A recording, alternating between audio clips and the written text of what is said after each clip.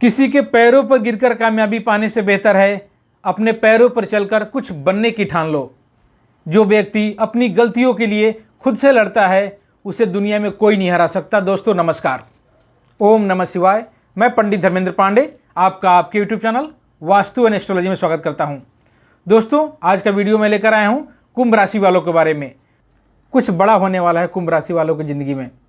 दोस्तों आने वाले 30 अक्टूबर, इस महीने के 30 अक्टूबर को राहु और केतु दोनों ग्रहों का गृह परिवर्तन होने जा रहा है, जिसमें कि राहु मेष राशि से निकलकर आपके तृतीय भाव से निकलकर मीन राशि आपके दूसरे भाव यानी कि धन भाव में आ जाएंगे और केतु तुला राशि से निकलकर कन्या राशि में गोचर करेंगे, जिसका कि सबसे ज़्यादा प्रभाव दो राशियों पर होने वाला है। पहला मेष राशि पर और दूसरा कुंभ राशि वालों पर इसका बहुत ज़्यादा प्रभाव पड़ने वाला है।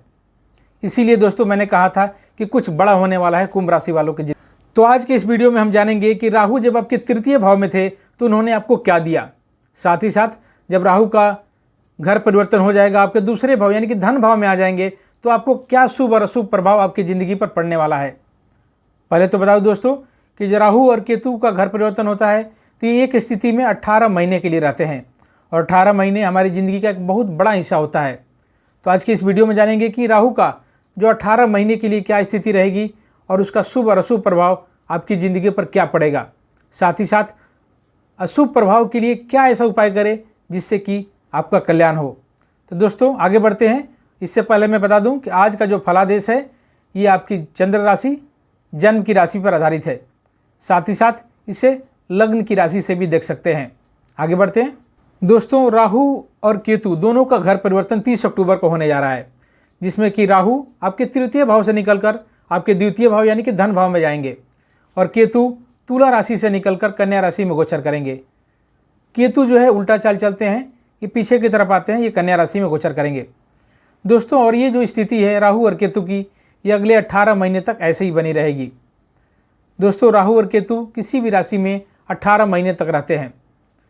सबसे पहले मैं आपको बता दूं, राहु और केतु एक छाया ग्रह, एक पापी ग्रह है। इनका अपना कोई अस्तित्व नहीं है। इस भाव में रहते हैं वैसा ही फल देते हैं दोस्तों। राहु का जब घर परिवर्तन होता है तो इसके शुभ और अशुभ फल कुछ दिन पहले से ही मिलने लगते हैं। कहते हैं कि राहु जब किसी राशि से राशि परिवर्तन करते हैं तो कुछ बड़ा उपहार देकर जाते हैं दोस्तों। राहु ग्रह आपके तृतीय भाव में लगभग 17 महीने से थे और ये मेष राशि में देवगुरु बृहस्पति के साथ चांडाल योग बना रहे थे, जिसके कारण आपको शुभ फल नहीं मिल रहा था, जिसके कारण कुंभ राशि वाले जातकों का पिछले 16-17 महीनों से काफ़ी परेशानियों का सामना करना पड़ा।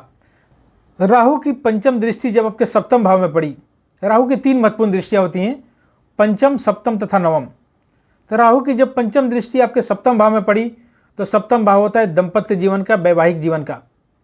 इन्होंने आपके वैवाहिक जीवन को परेशान किया, वैवाहिक जीवन में तनाव आए, रिश्तों में कड़वाहट आए, पति पत्नी के बीच संबंध मधुर नहीं रहे, कई लोग के तो तलाक तक के नौबत आए। साथ ही साथ इन्होंने आपके कौटुंबिक जीवन को भी प्रभावित किया, परिवार के लोगों में कड़वाहट रहा, लड़ाइयाँ होती रही। इन्होंने दसम भाव में आपके करियर को प्रभावित किया। जी हाँ दोस्तों, दसम भाव होता है करियर का, आजीविका का, बिजनेस का। इन्होंने दसम भाव में आपके करियर में परेशानी खड़ा किया। अपने सपने तो बड़े देखे, बड़े अच्छे प्लान बनाए, बहुत मेहनत किया, संघर्ष किया, पर आपको लाभ में नहीं मिला। जब रिजल्ट का टाइम आया तो फिर आप वहीं खड़े थे जहाँ से आपने शुरू किया था। आपने बहुत मेहनत किया, इन्होंने आपके भाग्य को प्रभावित किया। साथ ही राहु की दृष्टि जब आपके तृतीय भाव में पड़ी तो इन्होंने आपके पराक्रम को प्रभावित किया, आपके साहस को प्रभावित किया, आपके हिम्मत को प्रभावित किया। साथ ही साथ भाई बहनों में भी, रिश्तों में भी कड़वाहट आए, भाई बहनों के साथ भी संबंध उतने अच्छे नहीं रहे। राहु ने आपके एकादश भाव को प्रभावित किया। एकादश भाव होता है लाभ का, दैनिक इनकम का, आजीविका का। राहु ने आपके लाभ को भी प्रभावित किया। साथ ही साथ राहु ने आपके पिता के स्वास्थ्य को प्रभावित किया। आपके पिता से आपके वैचारिक मतभेद हुए, मतभेद की स्थिति बनी। तो दोस्तों क्या ऐसा मान ले कि सभी कुंभ राशि वालों के राहु का ऐसा अशुभ प्रभाव देखने को मिला? अगर ऐसा माने तो ये गलत होगा। हाँ, कुछ लोगों को इसका बुरा प्रभाव अवश्य देखने को मिला। जिन लोगों की कुंडली में राहु ग्रह मजबूत स्थिति में थे उन्होंने इतना दुख और तकलीफ का सामना नहीं किया। हाँ, जिन लोगों की कुंडली में राहु ग्रह कमज़ोर थे उन्हें ऐसी परेशानियों का जरूर सामना करना पड़ा। दोस्तों पहले तो मैं बता दूं कि राहु जब आपके तृतीय भाव में थे तो तृतीय भाव को खराब नहीं कर सकते, तृतीय भाव खराब नहीं होता है। पर तृतीय भाव में राहु देवगुरु बृहस्पति के साथ थे, जिसके कारण गुरु चंडाल योग बन रहा था, जिसके कारण आपको अशुभ फल देखने को मिले। दोस्तों राहु किसी भी घर में रहते हैं तो कुछ शुभ और कुछ अशुभ प्रभाव देते हैं। ऐसा नहीं है कि केवल अशुभ प्रभाव ही मिलता है और केवल शुभ प्रभाव ही होता है। राहु जब किसी भी घर में जाते हैं तो उसका कुछ शुभ और अशुभ प्रभाव होता है। अगर मैं ऐसा कह दूं कि थर्ड घर में, तीसरे हाउस में आपके रह के राहु ने केवल आपको अशुभ परिणाम दिया तो ये गलत होगा। हालांकि ज्योतिष विज्ञान के हिसाब से दूसरे घर को अच्छा नहीं माना जाता, तीसरा घर तो फिर भी ठीक है, दूसरे घर को अच्छा नहीं मान सकते। राहु जब आपके दूसरे घर में आएंगे तो ऐसा मैं बोल दूं कि धन की बरसात होगी तो ये गलत होगा। राहु जब द्वितीय भाव में जा रहे हैं तो द्वितीय भाव को उतना अच्छा नहीं कर सकते। हाँ, अगर कोई ग्रह आपकी कुंडली में मजबूत स्थिति में हो तो आपको शुभ फल जरूर मिलेंगे। अगर कोई ग्रह अपनी राशि में बैठा है, अपने मित्र की राशि में है, उच्च स्थान पर बैठा है या फिर उसे अच्छे ग्रह देख रहे हैं तो शुभ फल अवश्य देता है। दोस्तों अब जब ये 30 अक्टूबर को राहु आपके तृतीय भाव से निकलकर द्वितीय भाव यानी कि धन भाव में आ जाएंगे तो क्या शुभ फल देंगे इसके बारे में जानेंगे। तो सबसे पहले जब राहु आपके तृतीय भाव से निकलेंगे तो देव गुरु बृहस्पति स्वतंत्र हो जाएंगे, गुरु चंडाल योग खत्म हो जाएगा, देव गुरु बृहस्पति आपको शुभ फल देने लगेंगे। दोस्तों देव गुरु बृहस्पति ग्रहों में सबसे बड़े और शुभ फल देने वाले ग्रह हैं। ये बहुत सारे फल के कारक हैं, धन, वैभव, सुख, दाम्पत्य जीवन, संतान और विवाह के योग के कारक हैं। तो ये सारे शुभ फल, ये वरदान आपको देव गुरु बृहस्पति देने लगेंगे। आगे बढ़ते हैं। आगे बढ़ने से पहले दोस्तों मेरे इस वीडियो को लाइक करें और चैनल को सब्सक्राइब कर लें। साथ ही साथ कमेंट में अवश्य लिखें अपना नाम और कहां से आप ये वीडियो देख रहे हैं, इसकी जानकारी आप अवश्य दें। राहु जब आपके दूसरे भाव में आएंगे तो दूसरा भाव होता है धन संपदा का, कुटुंब का, मतलब पारिवारिक सुख का, आर्थिक समृद्धि का, वाणी का। जी हाँ दोस्तों, वाणी का भी। राहु की दृष्टि जब आपके छठे घर में पड़ेगी तो ऋण कर्जों में मुक्ति मिलेगी। साथ ही साथ जो लोग कहीं से ऋण या कर्ज लेना चाहते हैं उनके लिए भी आसान हो जाएगा। साथ ही साथ राहु जब आपके दूसरे भाव में आएंगे तो दूसरा भाव होता है धन का, तो आपको कहीं इन्वेस्टमेंट कर सकते हैं, कहीं बड़ा निवेश कर सकते हैं। आप अगर गाड़ी, बंगला, प्रॉपर्टी लेना चाहते हैं तो उस क्षेत्र में भी आप आगे बढ़ेंगे। आपको पैसा, धन तो बहुत आएगा दोस्तों, बहुत बड़ा धन लाभ कराएंगे, पर आपके खर्चे भी ज़्यादा रहेंगे। साथ ही साथ राहु जब दूसरे भाव में आते हैं तो आप धन कमाने के लिए गलत और सही दोनों तरह के रास्तों के चुनाव करेंगे। आप गलत रास्ते की तरफ भी जाएंगे, आपको इसको रोकना होगा। जब राहु आपके दूसरे भाव में आएंगे, धन भाव में आएंगे, तो आप कुछ बड़ा पाना चाहेंगे और बड़ा पाने के लिए आपको बड़े रिस्क उठाएंगे आप। जी हाँ दोस्तों, राहु की यही आदत है रिस्क लेने की, और रिस्क में कभी आपको बड़ा फायदा होगा तो कभी नुकसान भी होगा।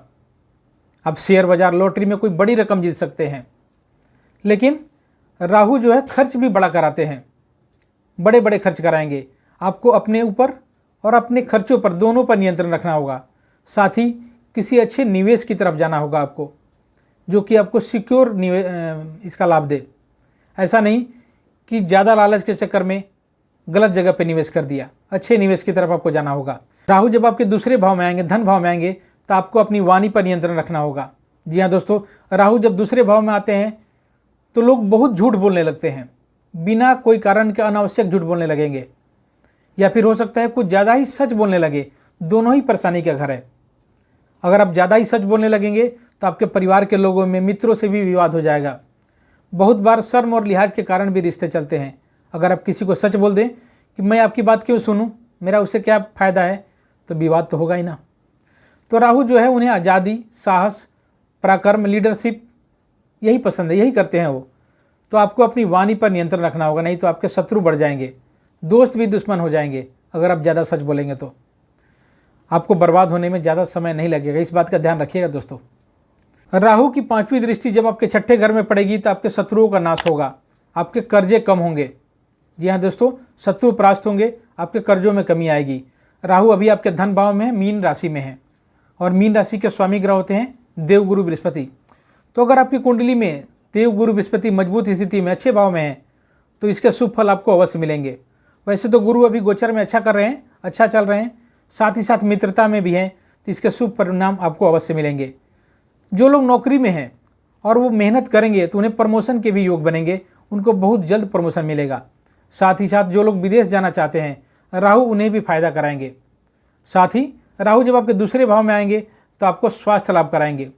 हालांकि लोगों को गले या मुंह से जुड़ी परेशानियां हो सकती है। बात करें विद्यार्थी वर्ग का, तो विद्यार्थियों के लिए राहु अच्छे योग बनाएंगे। कोई गुड़ ज्ञान या डीप नॉलेज अनुसंधान की तैयारी कर रहा है तो उसे शुभ परिणाम मिलेंगे। कोई PhD कर रहा है उससे भी शुभ परिणाम मिलेंगे। अगर कोई विदेश में जाकर पढ़ाई करना चाहता है तो उसके लिए भी किस्मत के दरवाजे खुलेंगे। जो लोग प्रतियोगिता परीक्षा की तैयारी कर रहे हैं, नौकरी की तैयारी कर रहा है, उन्हें सब कुछ आसानी से तो नहीं मिलेगा, पर मेहनत करने पर उन्हें सफलता अवश्य मिलेगी। विद्यार्थियों को भगवान सूर्य को नित्य प्रति 1 लोटा जल दें, सूर्य भगवान की आराधना करें तो उनके लिए अच्छा रहेगा, उन्हें जल्द ही शुभ परिणाम मिलेंगे। राहु जब दूसरे घर में आएंगे तो इसका प्रेम संबंध पे, विवाह के योग या फिर दाम्पत्य जीवन पर इसका असर पड़ेगा। प्रेम संबंध में ब्रेकअप हो सकते हैं, मतभेद हो सकता है, लोगों को शादी पर भी इसका असर पड़ेगा। पर जो गुरु की 5वीं दृष्टि है और राहु के अष्टम भाव में पड़ रही है, जो कि राहु के इस प्रभाव को शून्य कर देगी, तो इसका ज़्यादा प्रभाव तो आप पर नहीं पड़ेगा, पर कुछ असर होगा। और अगर ऐसी समस्या आ रही है तो आपको हर गुरुवार को बृहस्पति भगवान की पूजा आराधना करनी चाहिए, इससे आपको शुभ फल मिलेंगे।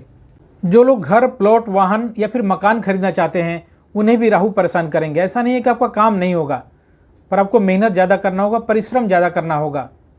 और कोई भी काम करने से पहले आपको दस्तावेज, पेपर्स को अच्छी तरह से जांच जरूर करना होगा, ताकि आपको कोई परेशानी ना हो। और अगर कोई परेशानी आ रही है तो इसके लिए आपको शुक्रवार को माँ लक्ष्मी की पूजा करनी चाहिए। अगर आपके कुंडली में शुक्र अगर मजबूत स्थिति में है तो आपको ऐसी कोई परेशानी नहीं होगी, मगर अगर शुक्र आपकी कुंडली में कमज़ोर स्थिति में है तो आपको शुक्रवार को माँ लक्ष्मी की पूजा अवश्य करनी चाहिए, इससे आपको ये सारे सुख मिलेंगे। दोस्तों, राहु थोड़ा उग्र स्वभाव के हैं, बहुत बड़ा रिस्क लेने वाले, जिसके के कारण आप सोचेंगे कि जो अभी मैं व्यापार कर रहा हूँ, इस व्यापार को छोड़कर कोई बड़ा व्यापार जिसमें कि ज़्यादा फायदा आपको नज़र आ रहा है वो कर लेता हूँ। या फिर जिस नौकरी में है उस नौकरी को छोड़कर किसी बड़े नौकरी में जहाँ आपको ज़्यादा फायदा देख रहा हो वहाँ जाने की सोचेंगे। पर याद रखिएगा दोस्तों, अच्छी तरह से सोच समझ के बाद ही आगे बढ़िएगा। और अगर नौकरी की बात हो तो कहीं अगर दूसरी जगह नौकरी मिल जाए तभी पुरानी वाली नौकरी को छोड़िएगा। राहु बड़े नुकसान भी कराते हैं। अब बात करते हैं केतु ग्रह का। केतु ग्रह अभी आपके लिए सही स्थिति में है, यह आपको शुभ फल देंगे। केतु है अभी अष्टम भाव में। अष्टम भाव होता है बदलाव का, ट्रांसफॉर्मेशन का, आयु का, मृत्यु का, उपहार का, बिना कमाए प्राप्त होने वाली संपत्ति, बड़ी राशि का, अपमान का, पतन का। आपको कोई लॉटरी लग सकती है या फिर शेयर बाजार से आप कोई बड़ी राशि कमा सकते हैं। बात करें स्वास्थ्य का तो आपको पेट से जुड़ी समस्याएं हो सकती हैं, गले से जुड़ी समस्याएं हो सकती हैं, साथ ही साथ लीवर में आपके समस्या हो सकती है, एनल से समस्या हो सकती है, आपको मल द्वार से जुड़ी कुछ समस्याएं हो सकती हैं। तो अभी कुल मिलाकर देखा जाए तो गुरु आपके लिए अच्छी स्थिति में है और आपको शुभ फल दे रहे हैं। साथ ही साथ राहु के प्रभाव को भी आपके कम कर रहे हैं तथा केतु तथा शनि भी आपके लिए अच्छा फल दे रहे हैं। वैसे तो आपकी शनि की 7.5 चल रही है, द्वितीय चरण चल रहा है, आपको थोड़ा संभल कर रहना होगा। पर शनि महाराज आपको कोई खास अशुभ फल दे नहीं रहे हैं, इस बात का आप ध्यान रखिएगा। दोस्तों, इन 18 महीने आपको क्या करना चाहिए? हनुमान जी की आराधना करें, साथ ही साथ देवगुरु बृहस्पति की पूजा आराधना करें, सूर्य भगवान को जल अर्पण करें, इससे आपका कल्याण होगा और आपके लिए अच्छा होगा। धन्यवाद दोस्तों। ये वीडियो कैसा लगा अवश्य बताएं। इस वीडियो को बनाने में बहुत अधिक मेहनत करना पड़ता है और बहुत सारी जानकारियाँ जुटानी पड़ती है, तो हमारे मेहनत को आप समझें और इस वीडियो को लाइक करें और कमेंट में ओम नमः शिवाय अवश्य लिखें। साथ ही साथ इस चैनल को सब्सक्राइब कर लें ताकि समय समय पर ऐसी जानकारी वाली वीडियो आप तक पहुँचती रहे। धन्यवाद।